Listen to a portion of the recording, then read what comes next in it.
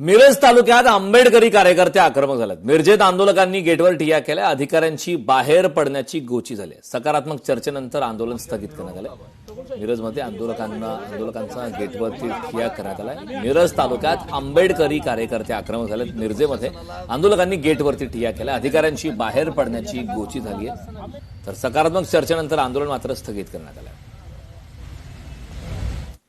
या शासन निर्णयानुसार त्यांच्या म्हणण्याप्रमाणे आमच्याकडे शासन निर्णय आहे की इमारतीला सुद्धा महापुरुषांचं नावं देता येतात, सभागृहाला सुद्धा नाव देता येतं। आमच्याकडे शासन निर्णय आम्ही सोमवारी त्या पद्धतीने जिल्हाधिकारी साहेब असतील, विशाल नरवाडे शिव असतील यांच्यासोबत आम्ही चर्चा करणार आहे आणि कशा पद्धतीने बेकायदेशीर शासन निर्णयाचा वापर करून हे नाव काढून समाजामध्ये तेढ निर्माण करण्याचा प्रयत्न केलेला आहे। यांच्यावर कायदेशीर कारवाई करण्यासाठी आणि पुन्हा दोन्ही नावं सन्मानानं सभागृहामध्ये छत्रपती संभाजीराजांचं नाव लागावं आणि इमारतीला परमपूज्य डॉक्टर बाबासाहेब आंबेडकर यांचं नाव लागावं, यासाठी आम्ही कायदेशीर लढाई या ठिकाणी सोमवारपासून करणार आहे।